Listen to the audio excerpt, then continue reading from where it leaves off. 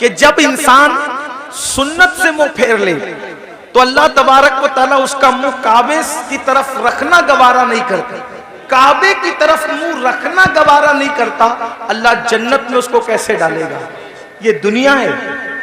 इस दुनिया में आदमी जितने चाहे जराइम कर ले, और फिर अल्लाह अकबर, जो गुनाहे कबीरा है, गुनाहे कबीरा, उसमें खास तौर पर हराम लुक्मे का खाना और उसी के साथ नशा करना, शराब पीना। आज नशा मुस्लिम सोसाइटी के अंदर सोची समझी साजिश के तहत प्रमोट किया जा रहा है। कौन लोग प्रमोट कर रहे हैं हमें नहीं पता। इंशाअल्लाह हमारे मुल्क की जो इदारे हैं, जासूस इदारे, वो उसकी तहकीक करेंगे। कौन है दुश्मन मुल्क और मिल्लत का, ये बात तय होगी बाद में। लेकिन खास तौर पर मुस्लिम समाज में नशे को प्रमोट किया जा रहा है।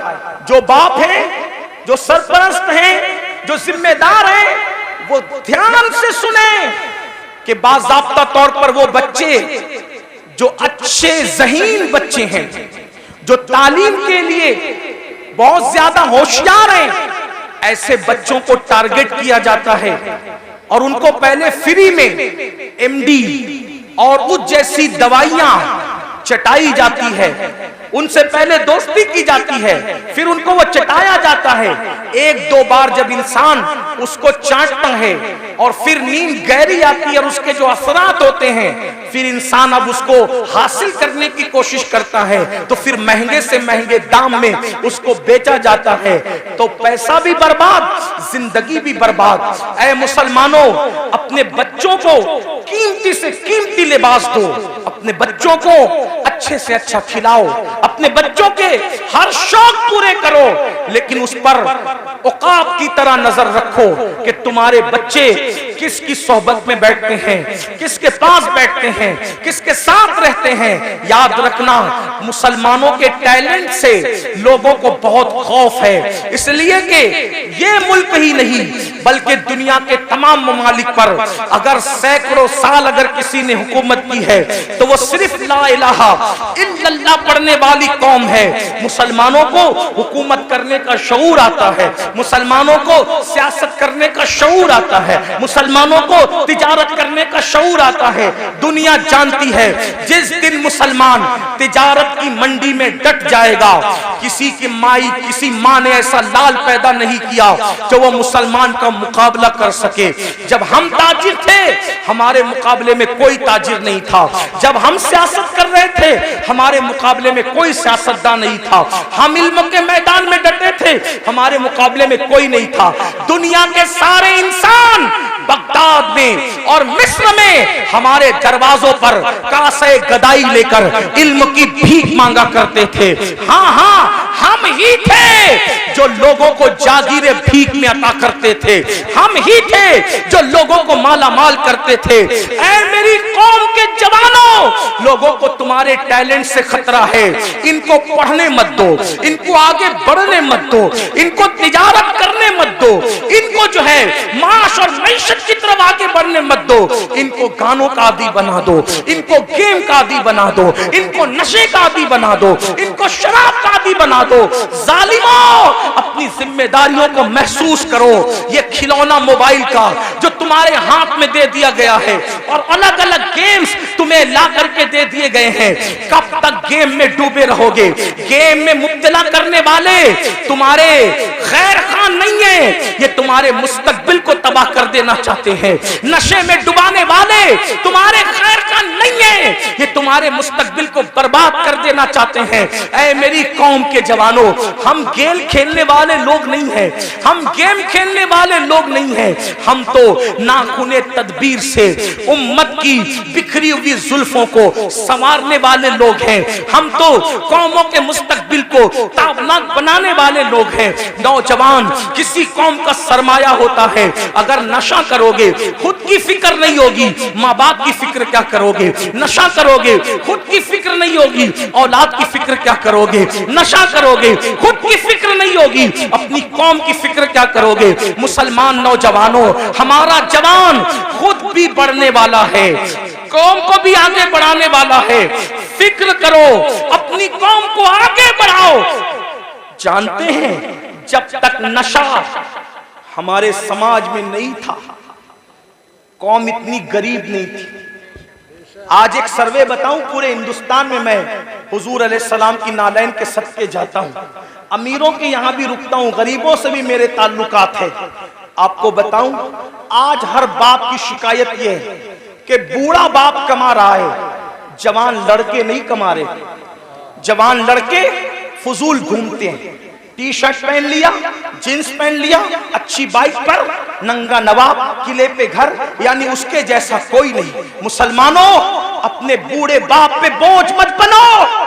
गेम की वजह से, नशे की वजह से, फजूल दोस्तों की वजह से जो जवान अपने माँ बाप पे बोझ है, उसका तो कोई शुमार ही नहीं। अगर नफली नमाजें भी तुम्हें अपने माँ बाप पे बोझ बना दे, इस्लाम उसको भी पसंद नहीं करता। मैं जिम्मेदारी से अर्ज करता हूं, हालांकि नमाज मेरा टॉपिक है, मैं जब भी किसी जगह गुफ्तगू करता हूं, बगैर नमाज की फजीलत के मैं उन्वान मुकम्मल नहीं करता, मैंने अपने ऊपर लाजिम कर रखा है। लेकिन एक बात कहूं, फारूक आजम के दौर में एक जवान था जो रात दिन मस्जिद में पड़ा रहता था, वो फारूक आजम थे। फारूक आजम थे, किसी की रियायत कभी नहीं की। फारूक आजम ने देखा एक जवान है, रात दिन मस्जिद में पड़ा रहता है। उसको पूछा, तू रात दिन मस्जिद में पड़ा रहता है, तेरे घर का खर्चा कैसे चलता है? ये बता, तेरे घर के अखराजात कैसे निकलते हैं? तो उसने क्या कहा, हजरत मेरा एक भाई है और वो मेरी तरह मस्जिद में पड़ा नहीं रहता। अजान होती है, मस्जिद में आता है, नमाज पढ़ के फौरन चला जाता है, और वो इतनी मेहनत करता है कि उसके घर का खर्चा भी वो चलाता है और मेरे घर का खर्चा भी वही चलाता है। हम दोनों का बोझ वो उठाता है। फारूक आजम ने कहा, कयामत के दिन तुझसे बेहतर दर्जे में जन्नत में तेरा भाई रखा जाएगा। क्यों? क्योंकि तू नफिल पढ़ के उस पे बोझ बना हुआ है, और वो नफिल न पढ़ के तेरा बोझ उठाने वाला बना हुआ है। नफल इबादत से बेहतर किसी का बोझ उठाना है। आप ये बात समझें मुसलमानों, मेरी कौम के जवानों, मेरी कौम के जवानों, हमारे प्यारे मुल्क भारत में 60% से ज्यादा जवान है। जवान यानी पूरी दुनिया में अगर सबसे ज्यादा जवान किसी मुल्क में मौजूद है, वो हमारे हिंदुस्तान में है। इसीलिए आप पूरे जलसे को काउंट कर लें, मेरी बात पे यकीन नहीं आता, आपको 90% जवान न नजर आए तो देख लेना। आप देखिए तो आप सब जवान हो, सब के सब जवान हो। और आपको बताऊं, ये जो उलमा की दाढ़ियां सफेद हो गई है, इनकी दाढ़ियां सफेद है मगर ये भी जवान है, क्योंकि मोहम्मद के गुलामों को बुढ़ापा आ नहीं सकता। तुम सब जवान हो। लोग क्या चाहते हैं, गौर से सुनो, ध्यान से, लोग क्या चाहते हैं? दो चीज, मुसलमानों को जाहिल करो और इनको गरीब करो। गरीब करो, जाहिल करो, फिर क्या होगा? गुर्बत कभी कभी इंसान को कुफ्र तक ले जाती है। जब ये गरीब हो जाएंगे, एक हाथ से रोटी देंगे और उसके बाद कहेंगे ईमान बेचो, ईमान खरीद लेंगे रोटी के टुकड़े पर। अब बिलाल जैसा इनमें थोड़ी मौजूद है जो पिट कर भी दीन पे कायम रहे। जो कौम गाने की दहलीज पर ईमान का सौदा कर सकती है, वो कौम क्या रोटी के टुकड़े पे ईमान का सौदा न करेगी? इसलिए मुसलमानों को गरीब बनाना चाहते हैं। और दूसरी चीज, जाहिल बना दो, अनपढ़ बना दो, इनको पढ़ने मत दो। आप देख लें, आज हमारे बच्चे 10वीं से आगे नहीं बढ़ पा रहे, 9वीं से आगे नहीं बढ़ पा रहे। थोड़ी थोड़ी सी तालीम हासिल करते हैं और फीस नहीं है इसलिए पीछे हट जाते हैं। इस कॉलेज महंगी है, पीछे हट जाते हैं।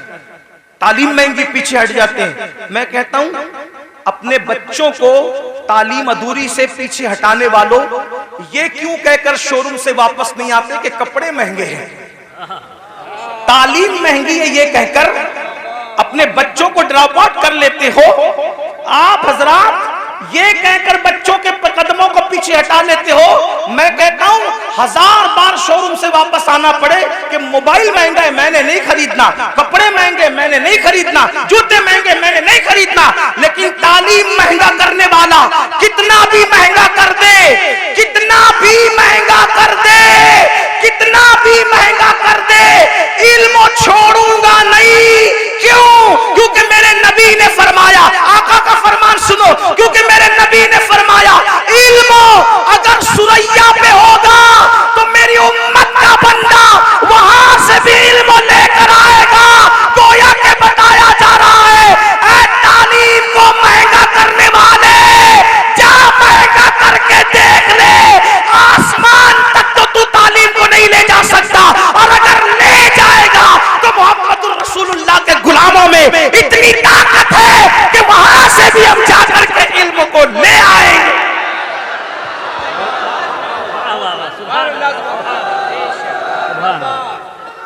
रसूल अल्लाह। मालदार बनो और एजुकेशन पे मेहनत करो।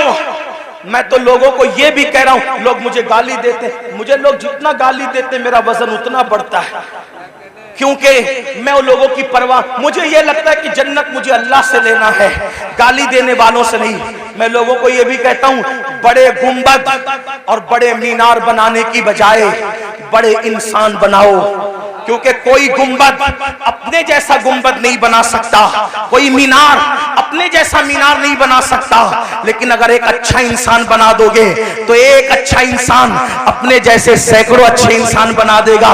यही तो बात थी ना, रसूलुल्लाह ने हुसैन को अच्छा बनाया था, एक हुसैन ने दुनिया में करोड़ों हुसैनी पैदा कर दिए।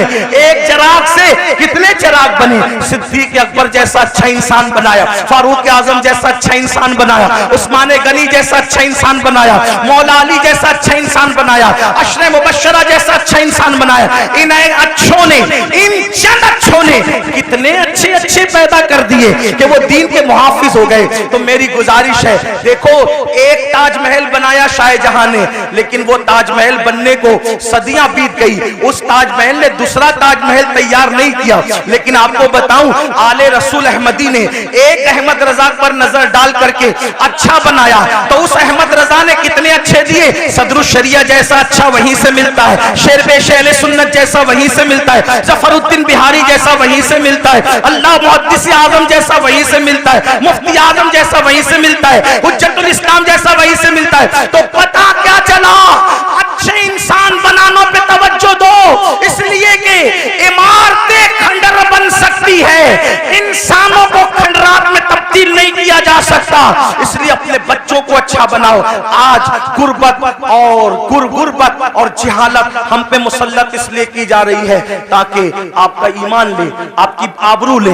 आज अगर हमारी बच्चियां किसी का हाथ पकड़ कर जा रही है, इसमें 90% गुर्बत का अमल दखल, गुर्बत का अमल दखल है। गरीबी आदमी को कुफ्र तक ले जाती। लेकिन एक बात बताऊं, गुर्बत से ज्यादा तरबियत न करने का अमल दखल है, क्योंकि गुर्बत कितनी भी हो, तरबियत अगर होगी तो फिर कोई कुछ छीन नहीं सकता। उलमा तो कहने बहुत कहूं, लेकिन मैं आखिरी बात कह देता हूं, गुर्बत से ज्यादा तरबियत की कमी है। आखिरी बात, जो बच्चियां जा रही, हालांकि एक बात आपसे कह दूं, इतने हजारों के मजमे में अपने जलसे में ये मत कहो कि इतने लाख चली गई, उतनी हजार चली गई। मैं बार बार कह रहा हूं, इसको मत कहो, क्योंकि ये नफ्सियाती तौर पे दुश्मन हमें मुतासिर करना चाहता है। कोई जरूरत नहीं हमें कहने की इतनी लाख, हमारे पास सबूत क्या है, इतनी लाख गई, उतनी लाख गई। तो कहते हैं मीडिया ने कहा, हम कहते हैं मीडिया अगर कह दे कि चांद दिखा तो हम मीडिया का चांद नहीं मानते। जिसके कहने पे चांद का आना नहीं मानते, उसके कहने पे बेटियों का जाना कैसे मान सकते हैं? इसलिए नहीं मानने का, नफ्सियाती तौर पे मुतासिर नहीं होने का। गई है, इनकार नहीं, चंद गई है, उंगलियों पे गिन लो कौन गई है, जिनकी तरबियत नहीं हुई। वरना जिनकी तरबियत हुई है वो आज भी गुर्बत के बावजूद चक्की पीस रही है, चरखा चला रही है, बर्तन धो रही है दूसरों के यहाँ जाके, मगर उसकी गैरत का कोई सौदा नहीं कर पा रहा है। हाँ, दामन तवक्कुल की ये शान होती है। पेवन तो लगे होते, गुनाह के धब्बे नहीं होते। हाँ, हमारी कौम की बेटियों के दामन पर पेवन तो हैं, लेकिन गुनाह के धब्बे नहीं है। आज भी हमारी कौम की बेटियां इतनी पारसा और बागैरत है। मैं तो लोगों को कहता हूं, जितनी हमारी बेटियां पारसा है, आज उतनी किसी की मां में भी पारसाई नहीं है। हमारी बेटियों की तरह औरों में पारसाई नहीं है, लेकिन तरबियत का फुकदान है। जो बाप अपनी बेटी को बाजू में बिठा करके ज़िना का सीरियल देखे, जो बाप अपनी बेटी को बाजू में बिठाकर ज़िना का सीरियल देखे, उसकी बेटी भागेगी नहीं तो क्या होगा? जो भाई अपनी बहन के साथ गेम खेले, उसकी बहन और का हाथ न पकड़ेगी तो क्या होगा? तरबियत करो। कैसी तरबियत? सीरियल दिखाकर नहीं, फिल्में दिखाकर नहीं। अगर तरबियत करना है, ऐसे करो जैसे सैयदा फातिमतुज़ ज़हरा की गई, जैसे खदीजतुल कुबरा ने जिंदगी गुजारी, जैसे अम्मा आयशा ने जिंदगी गुजारी, जैसे इमाम हुसैन ने अपने घर वालों की तरबियत की। उस पर एक आखिरी बात सुनने सबकी तवज्जो चाहता हूँ, खास तौर पे बहनों की। तरबियत हो, गुर्बत कुछ नहीं बिगाड़ती। तरबियत हो, गुर्बत कुछ नहीं बिगाड़ती। आइए, उससे बड़ी गुर्बत किसकी होगी? जो करबला में अहलुल बैत को थी, नबी के खानदान को थी। अल्लाह अकबर। आइए, उस गुर्बत की हल्की सी अक्कासी करता हूँ। उस गुर्बत को देखना है, उस शामे गरीबा को देखो। अल्लाह अकबर। आए थे तो खैमे के अंदर नौजवानों की कसरत थी, खैमे गजगजा रहे थे नौजवानों से। अल्लाह अकबर। लेकिन जब जा रही है सैयदा ज़ैनब पाक करबला आई थी, तो दर्जनों जवान थे घर में और खैमे गजगजा रहे थे कड़ियल जवानों की जवानी से। अली अकबर जैसा हम शबी रसूल शहजादा मौजूद है, हजरत कासिम जैसा शहजादा मौजूद है, हजरत अब्दुल्ला इब्ने अली, हजरत अब्बास काजी अब्बास अलमदार जैसा भाई मौजूद है। गरज के खानदान के कड़ियल जवान मौजूद है। लेकिन ज़ैनब सब कुछ लुटाकर करबला से जा रही है। किस शान से जा रही है? अल्लाह अकबर। सब शहीदों के सर काट लिए गए हैं, सब शहीदों के सर काट लिए गए हैं, सब शहीदों के सर काट लिए गए हैं। सर काट कर नेज़ों पे उठाए गए हैं और एक एक लाश पर 10 घोड़े मुतय्यन किए गए हैं। अल्लाह अकबर। वो सीना जिसको रसूलुल्लाह हाथ मलमल के सूंगा करते थे, वो सीना जिसको अपने सीने से लगा करके हुजूर अपनी जबान चुसाया करते थे और कभी मौला हुसैन की जबान चूसते थे, आज अल्लाह अकबर उस सीने पर से कपड़ा हटा करके, बल्कि उस सीने पर रखे हुए कपड़े निकाल करके इमाम अली मकाम के जिस्म और शहीदों के जिस्म से कपड़े भी निकाल लिए गए और कपड़े निकाल करके एक एक लाश को 10 घोड़ों से कुचल दिया गया। घोड़ों से लाशें कुचली, लाशें कट पिट गई। अल्लाह अकबर। ऐसे आलम में अल्लाह अल्लाह शहीदों की कटी पिटी लाश से जब 12 या 13 मुहर्रम को सैयदा ज़ैनब कुबरा निकलती है तो किस शान से निकलती है? मौर्रिखीन लिखते हैं, सैदानियों के हाथों को रस्सियों से बांध दिया गया था और पैरों में बेड़ियां डाल दी गई थी। अल्लाह अकबर। इमाम अहले सुन्नत के छोटे भाई उस्ताज़े ज़मन के बकौल उनकी तहरीर की रोशनी में बीबियों के ज़ेवरात तक छीन लिए गए, कानों की बालियां तक छीन ली गई, हत्ता के दुपट्टे तक छीन लिए गए। जिनके घर में इजाजत के बगैर जिब्रील नहीं आते थे, आज उनके सरों के दुपट्टे भी छीन लिए गए हैं। अल्लाह